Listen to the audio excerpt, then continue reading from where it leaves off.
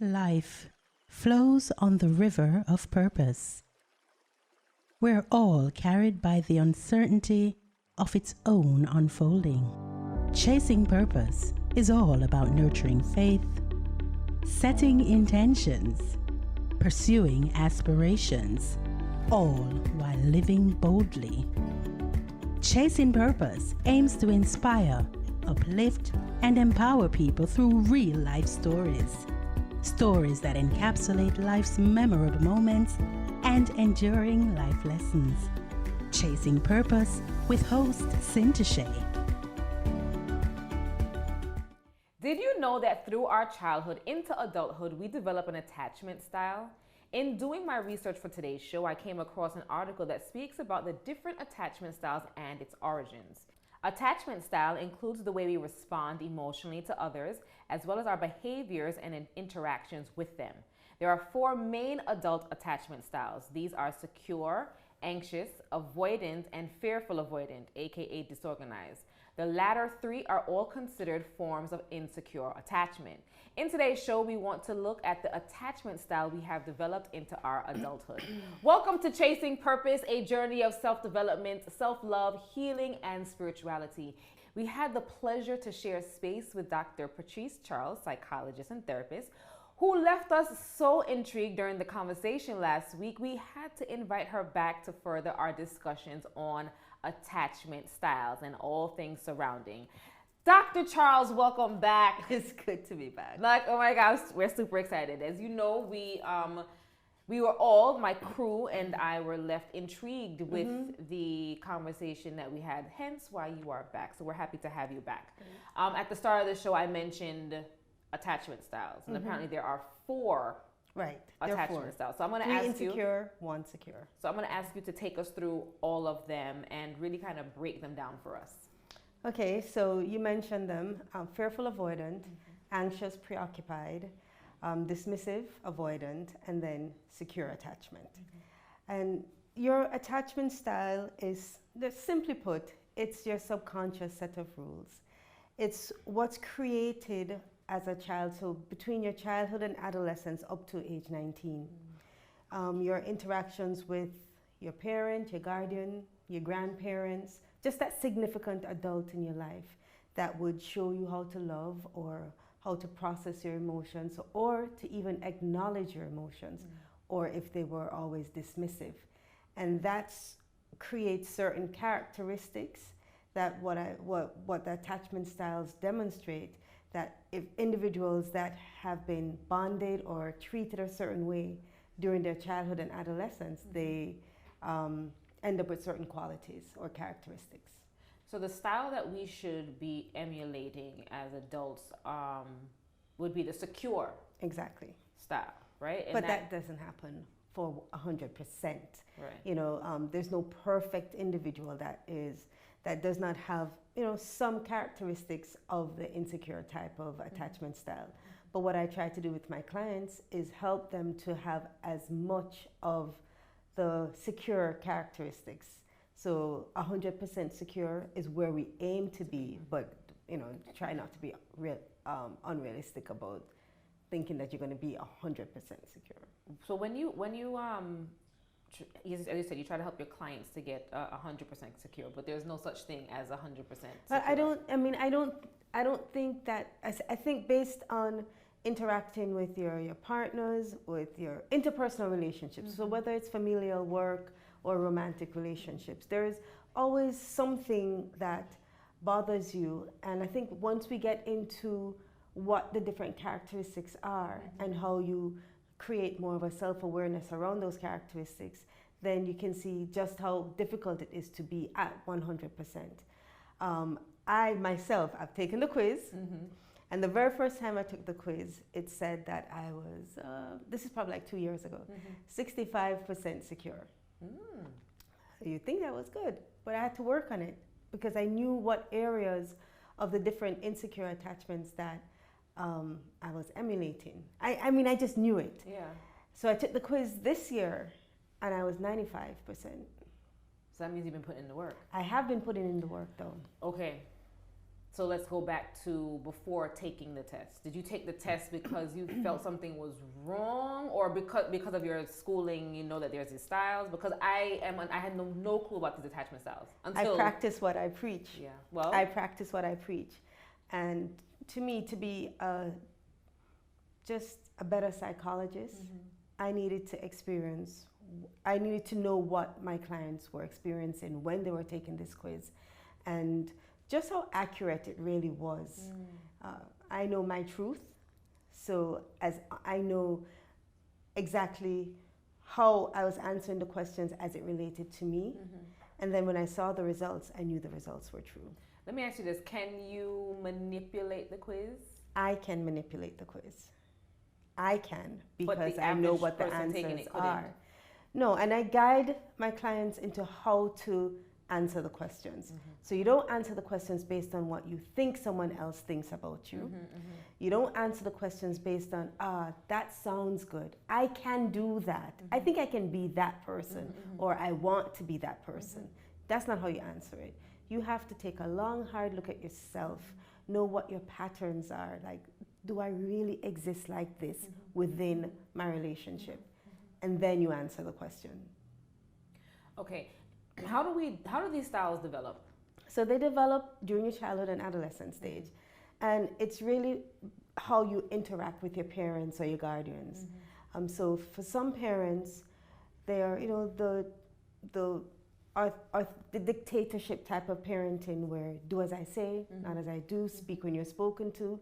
Child comes to you, they're always dismissed. Child no longer feels comfortable with expressing their feelings and needs to you, because every time they come to you, the consequence is negative. So they stop. They withdraw into themselves. Or another incident is a child that experiences a childhood trauma, either a sexual trauma, or witnesses something, or witnesses domestic violence. That affects them. That creates trust wounds. Some children create some actions between their parents. They become very suspicious.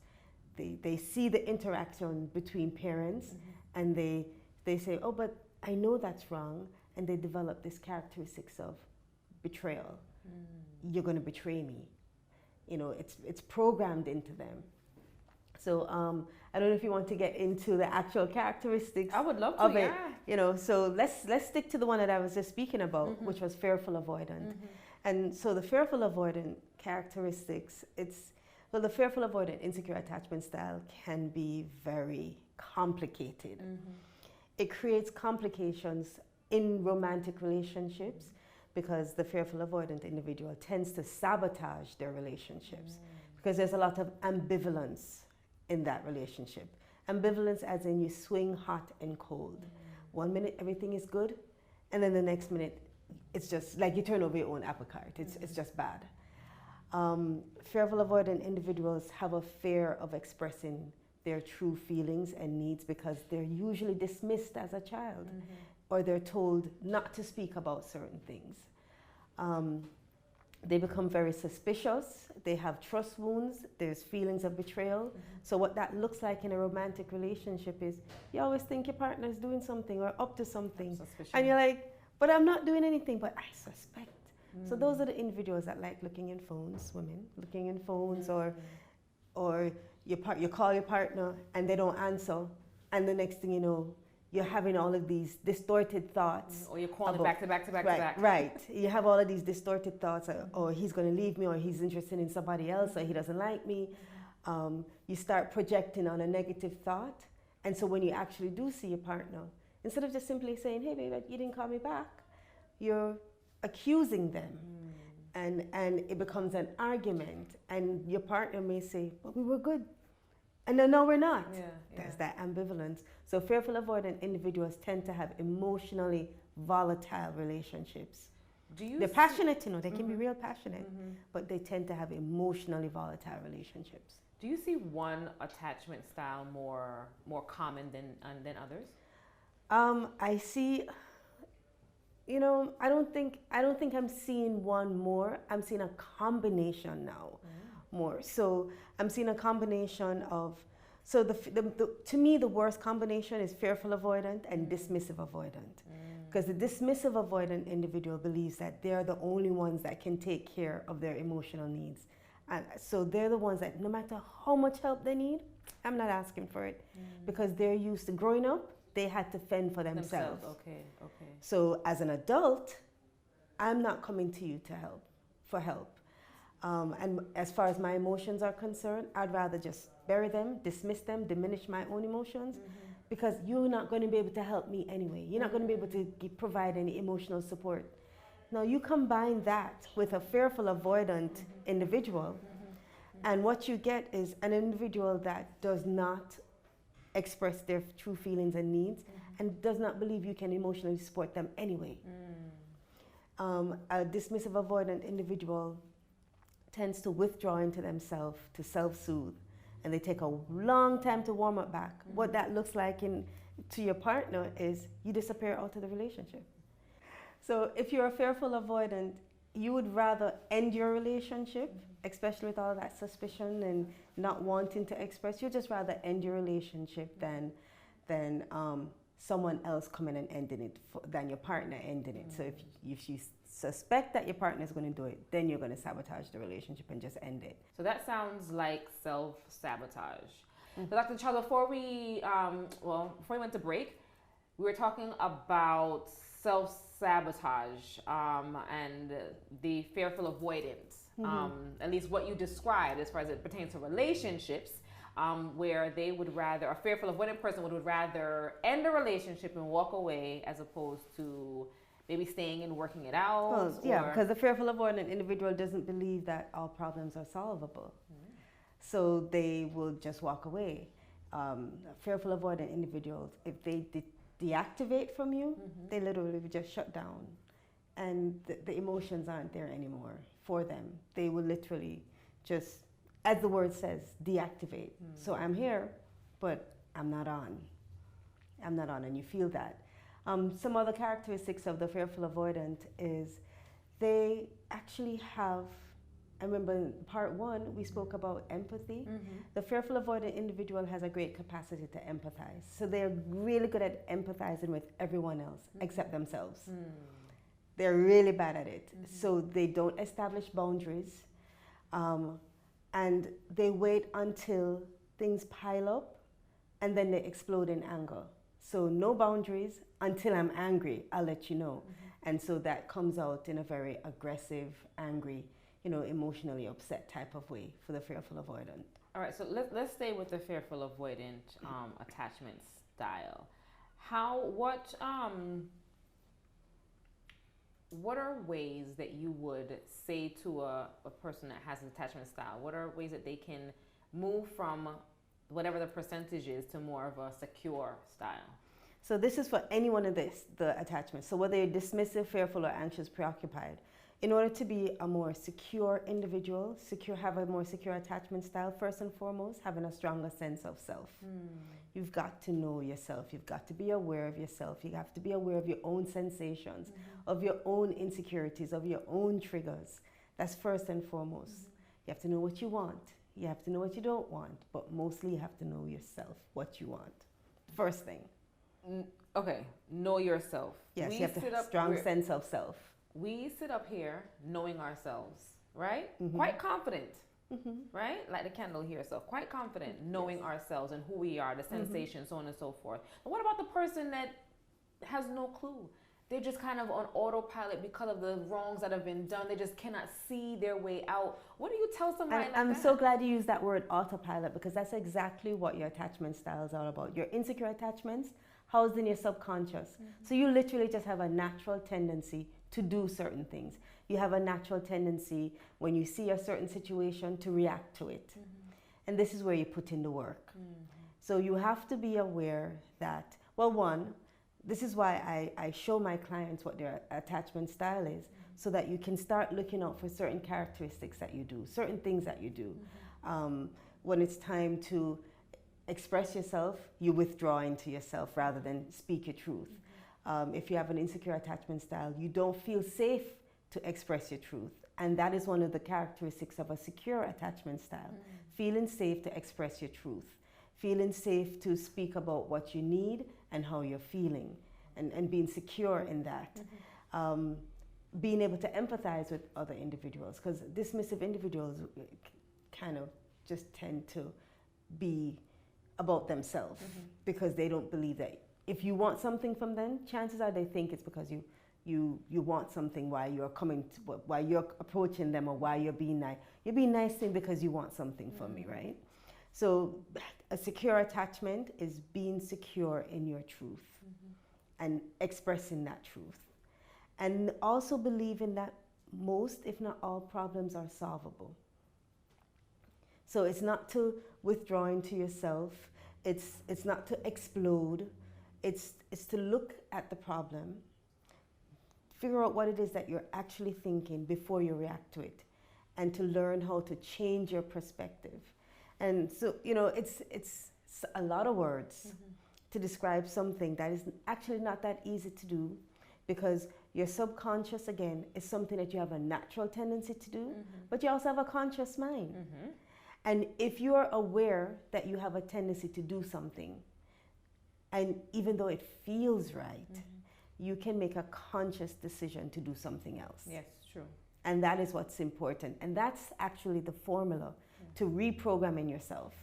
It's making a conscious decision in spite of how you feel. And that feeling can be a misperception.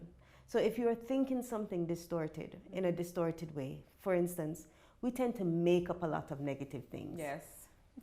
And it's a cognitive distortion called fortune telling, where you make up a predicted outcome. You know, oh, what if that happens? I think that's going to happen. And you focus on that. Or another common one is, I know what he's thinking about me. Oh, he's looking at me like that. I know what he's thinking. Or she's looking at him. I know what they're thinking. And you try to predict what someone else is thinking. You've made it up, you know. I want you to focus on that. You've made it up. It's not real. But it can be real for so many people, though. No, but that's why it's a distortion, because you've made up the thought. You're so focused on it. Your feelings, because thoughts, then feelings. So just because you feel insecure, or you feel sad, or you feel angry, you're reacting to a thought that you made up. It's not real. It's a misperception. And so what happens, thought, feeling, then comes behavior or action. So imagine what your behavior or your action looks like when you're reacting to a misperception. So that's what happens in relationships a lot. I suspect you're cheating on me. I don't see any evidence of it, but I'm thinking that this is exactly what you're doing. And instead of approaching you in a way where I'm asking you, direct tell, direct ask, sticking to the facts, I'm reacting to this thought and feeling that I literally made up. And so my behavior is irrational, unrealistic, and unhealthy. And that's basically the formula to messing up a relationship, because you made stuff up. That's it. Guys behind the camera, how many of y'all identify? I don't know. Yeah. Okay, so we were talking about the fearful avoidant. Let's move to the anxious preoccupied. Break that term down for us, so that style down for us. So anxious preoccupied, quite interesting. So these individuals would have gotten some attention as a child, but not when they wanted it. So I want attention now. There's something that's happening to me now. I need your attention. But mommy on the phone, mommy has to, I'll soon come back. All right, honey, I'm coming back. Maybe a week later. Hey, are you okay? And I'm getting involved with you. And you feel good because you feel that attention. And so you take it anyway. But in that back of your mind, you're like, couldn't you do this last week when I needed it? Anxious, preoccupied individuals, as children, a lot of the times if parents leave, divorce early, there's separation, going overseas to work, sometimes children interpret that as you leaving them, and they define themselves in you leaving them. They develop a fear of abandonment. So fear of abandonment is a characteristic of anxious preoccupied.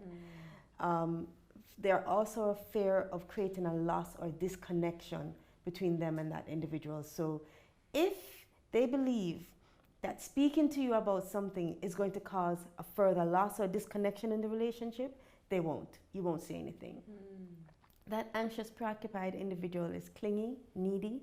have an emotional hunger to want to be in a certain type of relationship, move quickly to a more committal stage of a relationship. So they tend to rush into relationships wanting a stronger commitment because they're more secure inside a relationship.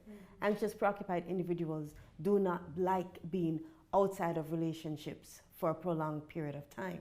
They feel uncomfortable and they're very sensitive to rejection, very sensitive to rejection. So unlike the dismissive avoidant individuals, they're very sensitive to criticism. They don't like being criticized. And they don't like commitments. The dismissive avoidant individual is that individual that's very, they find their time and space very sacred. So they like being alone. They're very, it's being in their own space, it's important to them.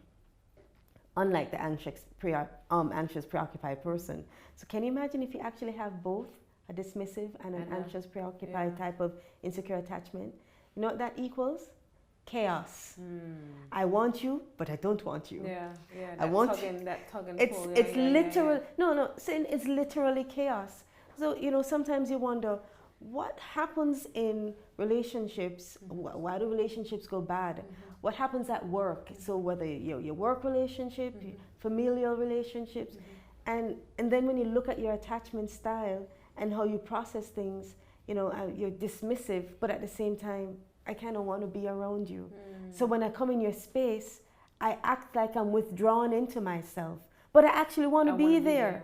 But what you see, the other person sees is, why you want to come around me for? Because when you come around, you're just withdrawn into yourself and you're cold. And it creates uneasiness in the relationship. People are confused about how to react and relate to each other. So insecure attachment styles messes with how you relate to each other. So, all right, let's go to the root, which sounds like where we pick up these attachment styles is in our childhood age, right? You would say about what age? Well, childhood, and again, this as soon as your frontal lobe is mature enough to remember. So let's say 3 and up. 3 3 and 3, yeah. Because before that, a lot of the times when you remember at things that happened in your childhood, is because you were told or you saw a picture. But let's just say 3 and up. 3 and up. When you remember what mommy and daddy said. Have you seen these children? If you say something around your child, they don't forget it. No. They can tell you how you are just by looking at you, and they know when you're sad. They're like photocopy machines. So parents have to be so careful of how you model, your behavior around your children. And it's also very important to be involved in the lives of your children. Right. Because if you focus on food, clothing, shelter, oh, I love my child, I make sure that they eat, I make sure they go to school, I make sure that they have all the best things in the world, but I don't listen to you. You can't come to me to talk to me as little girls go, there's this boy at school, go study a book. Talk about no man right now, go study a book. You just dismissed your child. So why should she come back again? She has now learned to diminish her emotions to carry on, or she's learned speaking about how I truly feel causes a problem, so I'm not going to do it. If I go to my mom and dad about how I feel, I notice that it causes an issue. There's that loss and disconnection. I'm now fearing, so I will no longer do that. And that's how you, without knowing, create an insecure attachment style in your child. I mean, life is happening, right? Life is happening, whether you're an entrepreneur, whether you're, a child age, working in education, whether you're a psychologist, whether you're, inventing, whether you're a stay-at-home mom, things are happening. I can't always be as present as you'd like me to be. I can't always, So how do you, what advice would you give to these parents out there that are, I was not a psychologist when I had my first son. I was not a psychologist. I didn't know any of this. I'm pretty sure my parents didn't know any of this. They probably still don't know, right? So I don't want parents to just feel like all of a sudden I'm a bad parent. That is absolutely not true. But there are effective elements that parents need to understand in order to be a more effective parent. Nurturing your child. And that means being there for your child, not just providing food, clothing, and shelter, but listening to your child, understanding how to love your child. Because if you have more than one child, you may have to love them differently. So nurturing, creating structure, which is creating rules in your home. If you have no rules, then how do you teach your child how to establish boundaries? If your child feels like establishing a boundary is going to create a loss or a disconnection, then you're creating an insecure attachment style. So rules and routines, important in childhood. Recognizing your child for who they are, not who you really want them to be, you know. Who does your child present to you as a parent, and recognizing that. Then breathing confidence into your child because of who they are. And that's how you help your child to develop a stronger sense of self. It's absolutely important.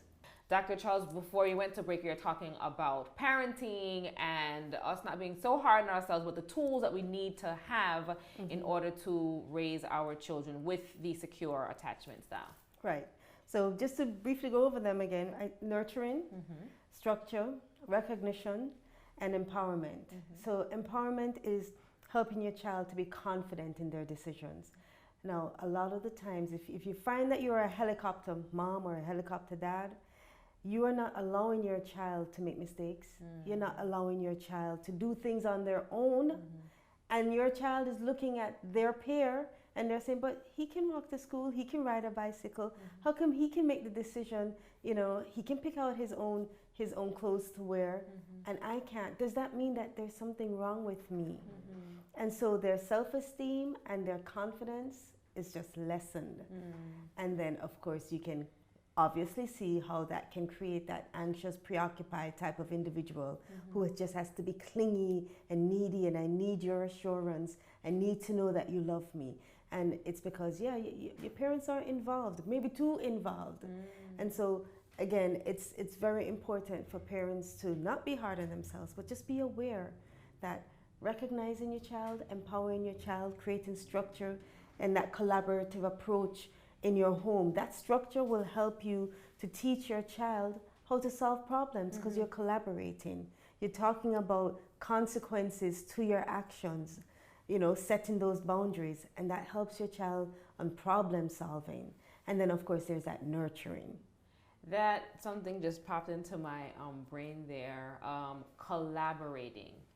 Collaboration with your child. I know somebody's going to be like, well, I'm not collaborating, my opinion. I have to listen to what me said. But there's that collaboration kind of working alongside you being the guide, but taking cues from them. And I also think striking a balance, because someone like me hearing, okay, if I travel too much and I leave too much, that's going to develop sort of abandonment within.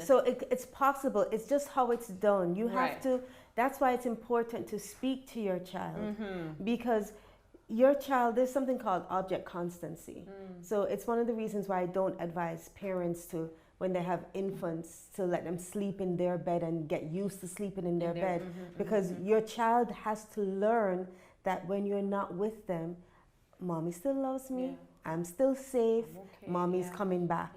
That's object constancy. A lack of that, which is something that we see in borderline personality disorder, is when in your absence, I think you don't love me. I think you're with someone else. You don't want to be with me. I get paranoid, I get anxious, I get angry and combative. I start cursing at you, right? So it's important that parents do, if you're leaving, you speak to your child and from your child's perspective, get their understanding. You can't use your adult mind and say, oh, he understands and your child is 5. He doesn't understand. He understands as a 5-year-old understands. So you have to get it from your child's perspective, not from your perspective. And once you can do that and you are confident in the understanding that your child has, then you know, you're not going to be affecting them in that way where you're going to be creating that fear of abandonment. So I don't want parents to restrict themselves. You are the parent, yes, you collaborate, but you are responsible for setting your house rules. The collaboration is sharing your house rules. Right. Your collaboration is, do you understand the consequences if you do not abide by the house rules? Collaboration is, okay, now that you've done this, what do you think is going to happen? Because you had an understanding of the consequences. It's not a free-for-all. Free-for-all creates that notion of, I don't know how to set boundaries. So it is important. And collaborative approach helps your child to develop speaking, listening, perspective. So when they get into their relationships, oh, let me hear your perspective. Let me tell you give you my perspective. Let's speak about it. Problems can be solvable, but it can't be solved by just one person. Right. It can't be solved if I diminish my emotions. It can't be solved if I'm afraid to actually tell you how I honestly feel. So if a child is raised where they're not allowed to speak, they're not allowed to collaborate or to have discussions or conversations with their parents, how do you expect them to be a successful adult when it comes to problem solving?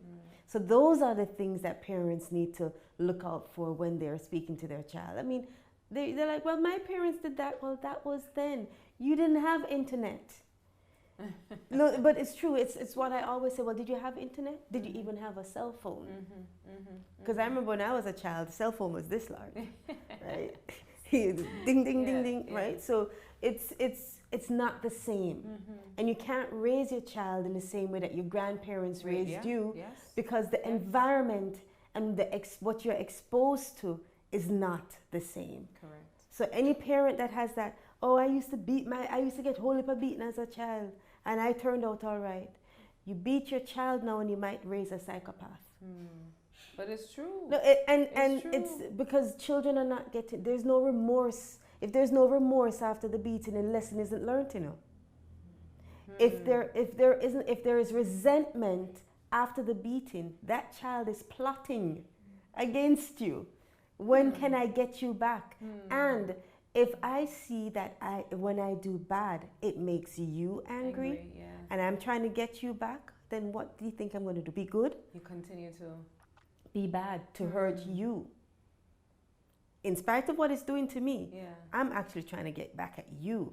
So parents need to understand how to punish a child, because it may not work for your child. If your child isn't saying sorry, or if they're only saying sorry because you're beating them to say sorry, you check that child out when they're no longer crying. If the behavior hasn't changed, if they're not remorseful, if they don't understand why they're getting a beating in the first place, or why they're being punished in the first place, you're not doing it. The lesson hasn't been learned. It was a waste of time. How do you identify these attachment styles in children?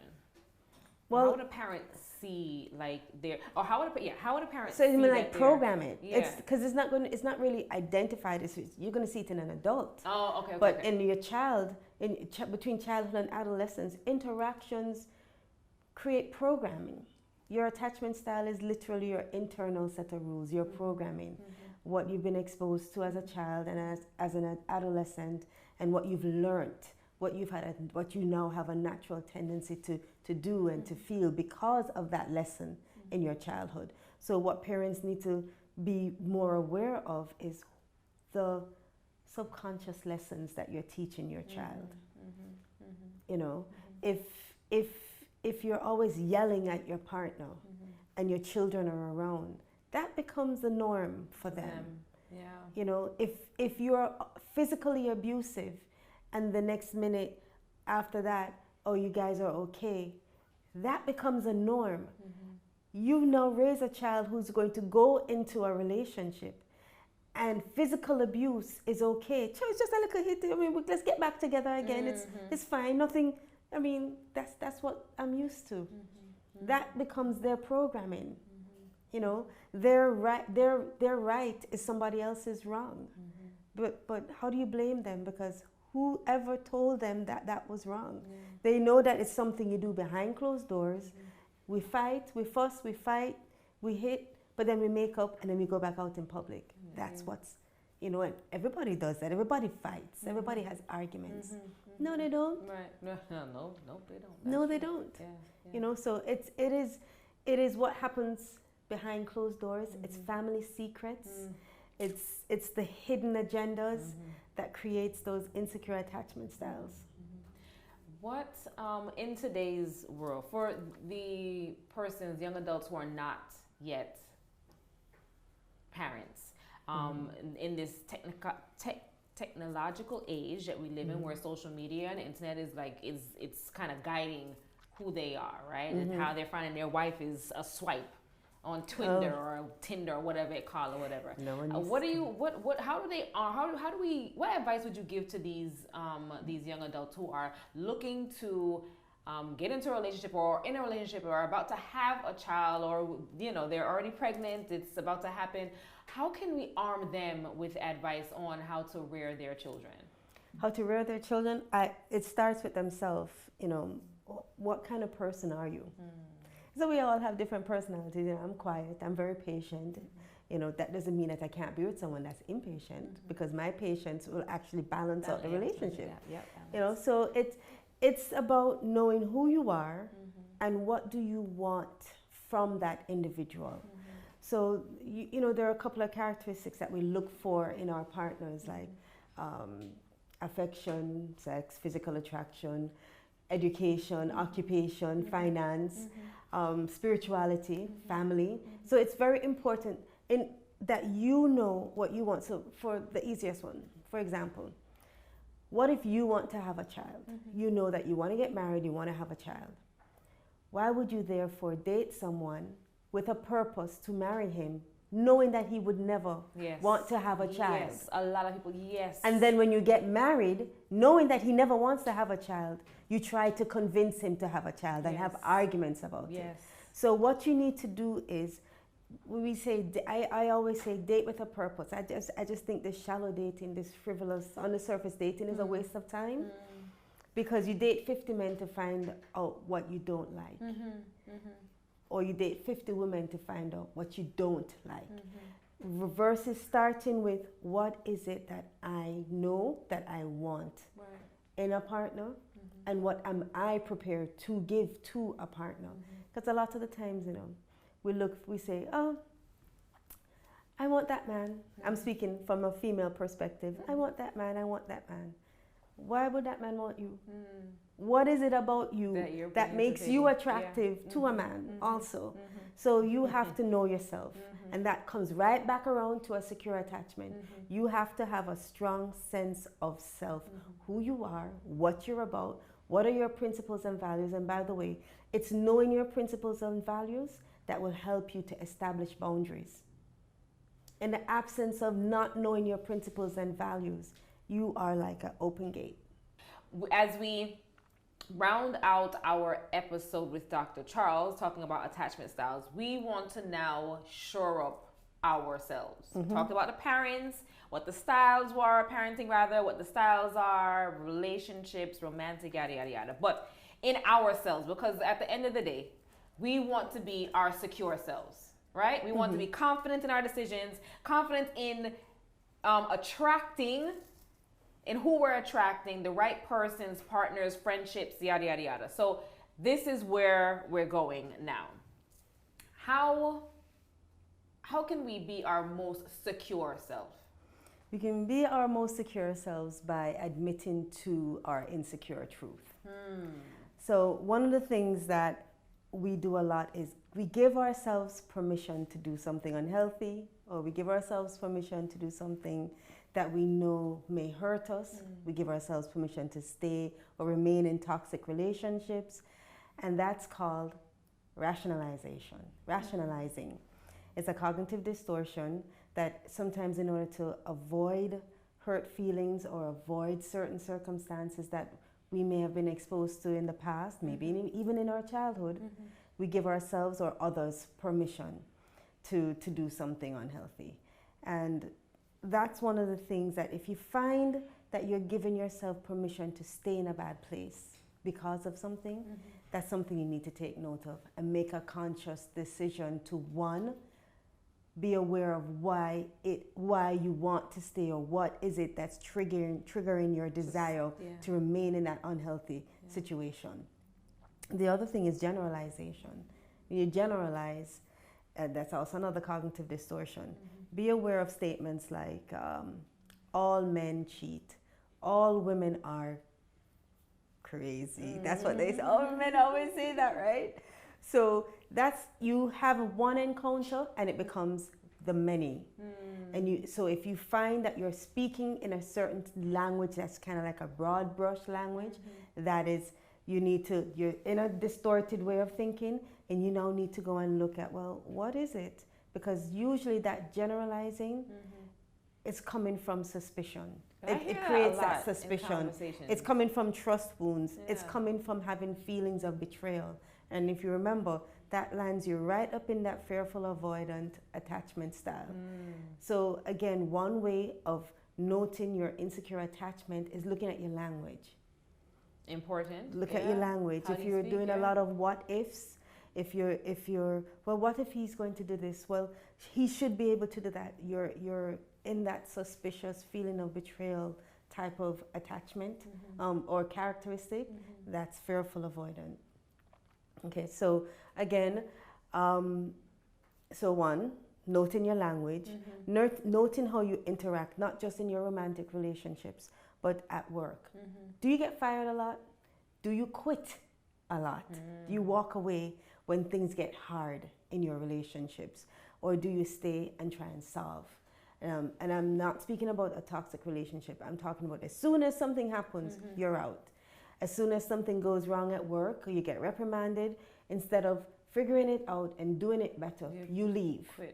So you really do need to look at, if that's happening to you, then you know it's a display of some form of insecure attachment. If you find that you get very anxious when you're in new situations, if you find that you're talking yourself into a situation and at the same time you're talking yourself out and you're having that preoccupation of mind, if you find that you become anxious and you have a lot of negative reasoning because you're predicting that outcome, you could be in that anxious, preoccupied state. And then if you find that you're always stonewalling, you find that people tell you that, oh, you're so cold, or you're always to yourself, or no one can, you're like a hard-boiled egg. You know, no one can get through to you. And it's not that you should be proud. You should probably just step back and take a look at, well, why do I always dismiss people? You know, because dismissive, avoidant individuals don't usually change their insecure attachments. They don't usually feel that they have to change it, because they have found their own security within that dismissive bubble. And as far as they're concerned, why should I change it? I'm actually good at taking care of me. Why should I change it to allow you to take care of me so that you can mess up, so that I would have to deal with it? So dismissive avoidant individuals don't usually think that they need to take a look at their insecurity. But if you find that you don't speak the truth, if you find that you become anxious when individuals come or go in your life, if you find that you chase relationships that have no meaning at all, people take advantage of you a lot, if you find that you're very indecisive, then it could be as a result of some form of insecure attachment style. Okay, so we have to look within ourselves, right? And see what, I guess, would you call them characteristics that you would find? Characteristics, some people say even qualities. Qualities, you know, characteristics, qualities, again, it's something that's created so long ago in your childhood and adolescence that it's not in your conscious mind. So you have to just take note of what your pattern is. What your pattern is when you are in relationships or outside of relationships, or do you find that you can't establish yourself in a relationship? So take a look at your pattern, take a look at what your thoughts are. What are those ruminating thoughts when you're at work or when you're at home by yourself? What are some of those thoughts? What do people say about you? You know, sometimes we don't really pay attention to what people are saying because if they don't mean that much to us or we're not emotionally attached to them, then it doesn't really matter. I'm not saying define yourself in what they're saying. I'm just saying take a look at why everyone says that about you. Right. So you don't need to define yourself, but maybe you need to check yourself. Yeah. You know, give it a one over and saying, oh, why everybody keeps saying that? Well, maybe it's because there is something there. Right. So so we've now done that introspection and we're realizing, well, there are some things there, right? How do we turn these around? Is it easy to turn around in adults? You know, let's say you can't teach Practice makes perfect. Okay, practice makes perfect. So the wonderful thing about insecure attachments, the characteristics, that's programmed, but you can be reprogrammed. And it takes making a conscious decision to do something else in spite of what that insecure feeling is. So if you have a natural tendency to go left, but you know right is the way that you need to go, but you just have every cell in your body says, I'm used to going left. But you know that the way that you need to go is right, make a conscious decision to go right. The more that you make conscious decisions, it becomes a natural tendency. Now, listen, this is really important that your audience understands that if you are always in an emotional state, it is going to be extremely difficult and next to impossible to logically think, to make that conscious decision.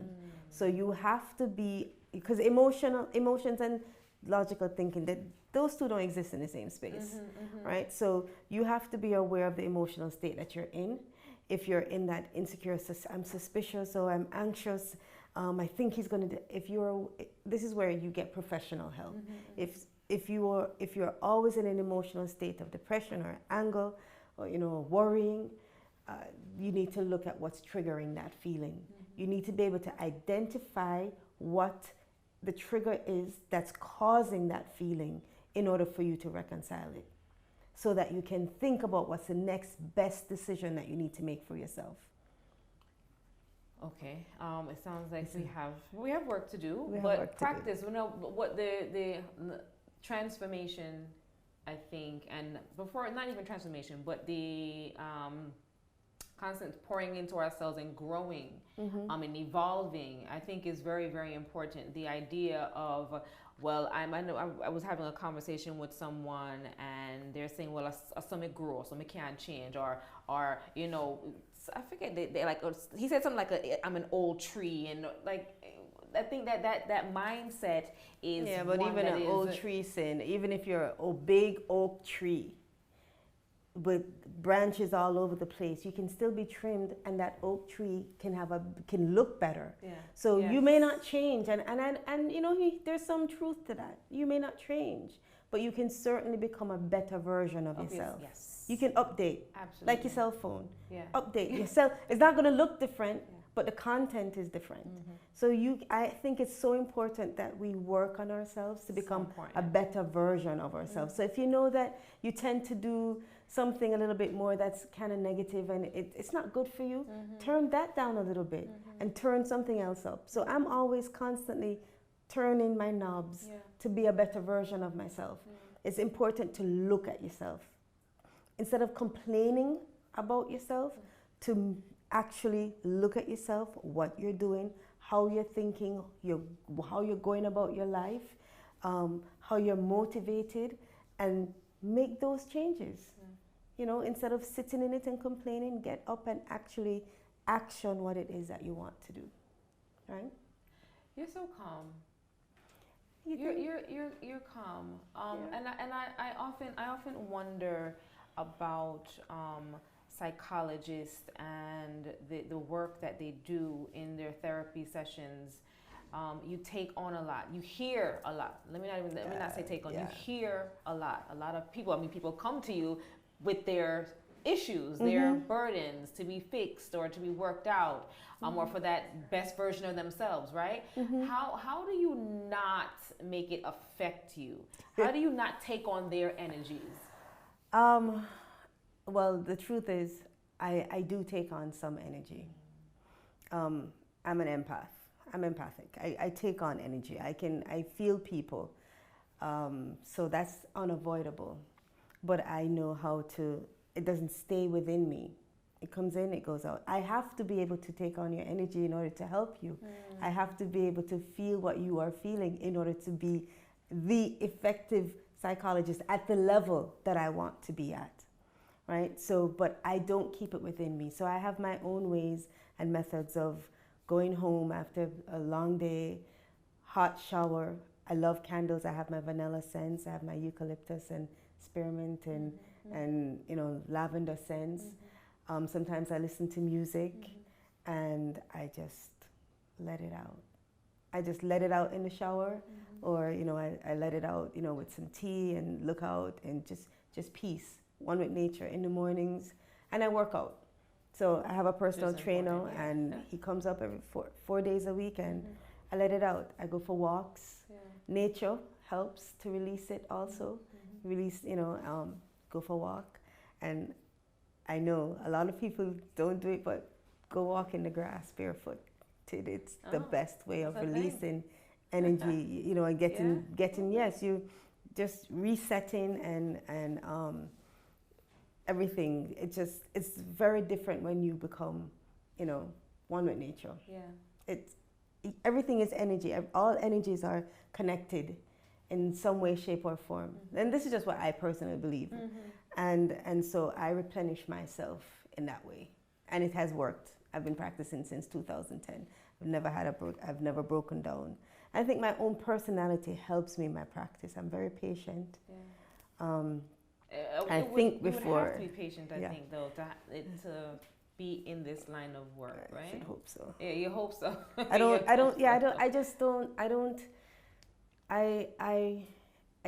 don't take on a lot, but my own personal life, then the truth is, if I'm emotionally attached to someone, of course they can affect me, but I actually think about what's really affecting me. So I may be upset, but not for long, because I believe I'm very emotional. I just don't stay in an emotional state. So I feel everything, but I process it so quickly that people don't realize that I actually felt that. So it's pretty rapid. But I train myself to stay in a more logical thinking state than an emotional state. And that was just something that I thought would have been better for me. Because can you imagine having an emotional psychologist? You cry like, oh, I'm so sorry. I'm so sorry that's happening to you. That really would not. No. We wouldn't get anywhere. No, at all. We wouldn't get anywhere in the session, you know. So it's, at all. I have to, while you're in an emotional state, I have to be in a logical thinking state so that you can go through what you're going through and I can see clearly where I need to take you. So I've trained myself to be more logical thinking. And you know, I'm a testament, y'all. She's pretty dope. So please check out Dr. Charles. Tell us about Phoenix and the work that you're doing there. I am, you know, I'm so passionate about psychology and mental health that it's my dream, my goal in the next 5-6 years is to not charge for my service. I love that, and I'm so co-signing and ready to jump on board with you when it comes on to that. Yeah, I no longer want, because it's a passion of mine.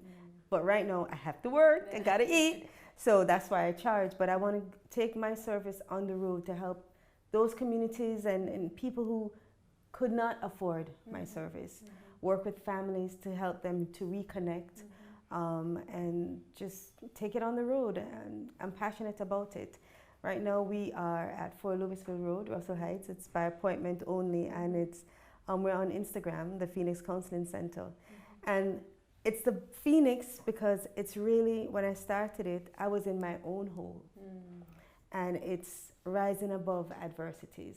You know, from the ashes you will rise anew, and that's exactly what happened.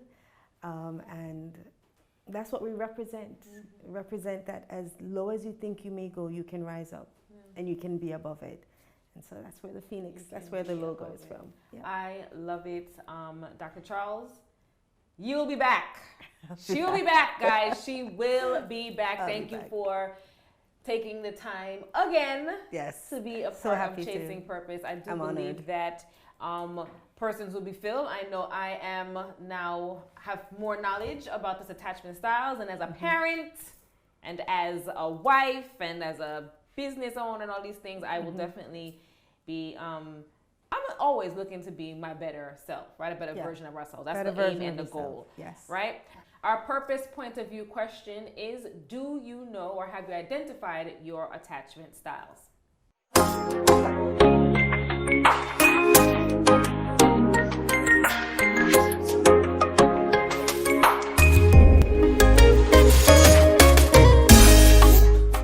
Okay, so I've identified my attachment style. I believe it is the one that says secure. I am now at a place where I attract people that are trusting, persons that I can rely on, and I have that quality as well, so they can rely on me as well as it relates to relationship now. I am in a very comfortable relationship and I'm very happy. I think that I've grown from where I was before. I believe before I was in a spot where, persons around me were not genuine, not loyal, not trusting, and, it was just filled with drama. And now I've found peace. And I think with peace comes a lot of trusting relationships. And it is trusting not only with me and my partner, but it even goes with my friendships, and on his side too, it goes with he and his friends. You're not a place in life where the persons that are around you are really for you. And so I think that secure is what really resonates with all of that I just mentioned. So yeah, I believe my attachment style is secure. The time is now. Do some introspection. Allow yourself the time, space, and grace you will need to right any wrongs you may have learned during your childhood. Let your ultimate goal be the attachment of knowing and being secure within yourself.